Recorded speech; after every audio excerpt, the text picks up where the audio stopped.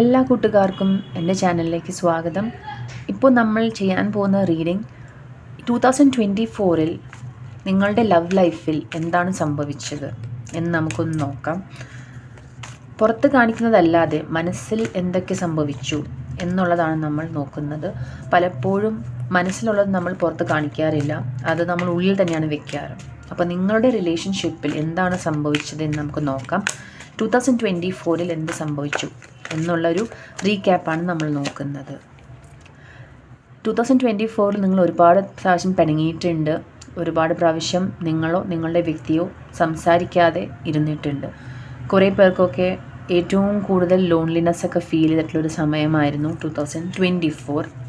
പലപ്പോഴും ഈ ഒരു ബന്ധം ഉപേക്ഷിക്കണമെന്ന് തോന്നിയ സിറ്റുവേഷൻസ് ഉണ്ടായിട്ടുണ്ട്.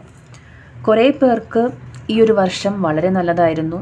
നിങ്ങളുടെ റിലേഷൻഷിപ്പ് അടുത്ത ലെവലിലേക്ക് പോയിട്ടുണ്ട്.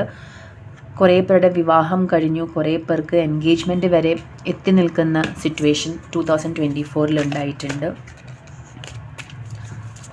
മറ്റു ചിലർക്കത് വളരെ കൈപ്പേറിയ ബ്രേക്കപ്പിലോട്ടും നിങ്ങളെ വിഷമിപ്പിക്കുന്ന രീതിയിൽ നിങ്ങളുടെ വ്യക്തി സംസാരിക്കുകയും ഒരുപാട് കരഞ്ഞു തീർത്ത ഒരു വർഷമായിരുന്നു 2024.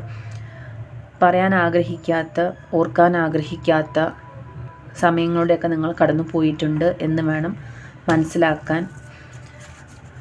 ഒട്ടും നിങ്ങൾ ആഗ്രഹിക്കാത്ത ഒരു റിലേഷൻഷിപ്പാണെന്നൊക്കെ നിങ്ങൾക്ക് തോന്നിയിട്ടുണ്ട്. ബ്രേക്കപ്പ് കഴിഞ്ഞിരിക്കുകയാണ് കുറേ പേര്.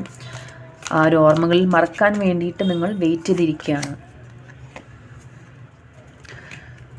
കുറേ പേർക്ക് ഒരു റെസ്പോൺസ് കിട്ടി, നിങ്ങളൊരു റെസ്പോൺസിന് വേണ്ടി കാത്തിരിക്കുകയായിരുന്നു. അപ്പോൾ 2024 നിങ്ങളുടെ വ്യക്തി ഫൈനലി ആ ഒരു ബാഡ് ന്യൂസ് നിങ്ങളോട് പറഞ്ഞിട്ടുണ്ട്. നിങ്ങൾ വളരെ വിഷമിപ്പിച്ച ബ്രേക്കപ്പിൻ്റെ ന്യൂസ്, അതല്ലെങ്കിൽ വിവാഹത്തിന് താല്പര്യമില്ല എന്നൊക്കെ നിങ്ങൾ കേൾക്കേണ്ടി വന്ന ഒരു വർഷം കൂടിയാണ് 2024.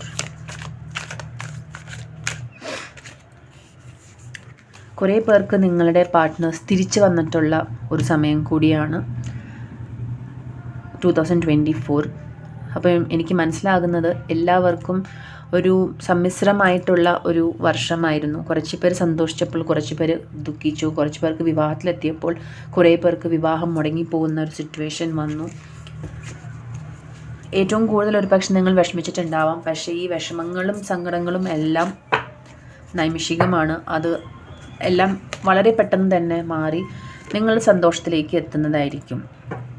അപ്പോൾ യൂണിവേഴ്സ് പറയുന്നത് ഇപ്പോഴത്തെ ഒരു സിറ്റുവേഷൻ വിഷമിച്ചിരിക്കുന്നവർക്കൊക്കെ ഒരു ക്ലൗഡി ജഡ്ജ്മെൻറ്റ്, അതായത് ഇല്യൂഷൻസ്, അൺബാലൻസ്, ഡിസ്റ്റോർട്ടഡ്, നിങ്ങൾക്ക് മനസ്സിലാവുന്നില്ല അടുത്തത് നിങ്ങൾക്കിനി എന്താണ് ലൈഫിൽ സംഭവിക്കാൻ പോകുന്നത് എന്ന് നിങ്ങൾ വളരെയധികം സംശയിക്കുന്നുണ്ട്.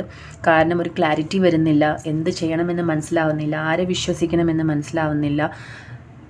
എല്ലാം നമുക്കറിയാം, പക്ഷേ ഈ ഒരു നിമിഷം കൂടെ കടന്നു പോയാൽ ഈ നിമിഷവും നമ്മുടെ ഓർമ്മയായിട്ട് മാറും. അതുകൊണ്ട് പ്രസൻറ്റ് ടെൻസിൽ ജീവിക്കാനായിട്ട് നമ്മൾ ശ്രമിക്കുക, മെഡിറ്റേറ്റ് ചെയ്യുക. എല്ലാം മറക്കാനുള്ള ശക്തി മനുഷ്യന്മാർക്ക് ദൈവം കൊടുത്തിട്ടുണ്ട്. അപ്പോൾ 2024 വിഷമിച്ചിട്ടുള്ള ആൾക്കാർക്കൊക്കെ 2025 നല്ലത് വരുമെന്ന് നമുക്ക് വിചാരിക്കാം. അടുത്ത് തന്നെ 2025 ഒരു ലവ് റീഡിങ്ങുമായിട്ട് നമ്മൾ വരുന്നതായിരിക്കും. Thank you for watching.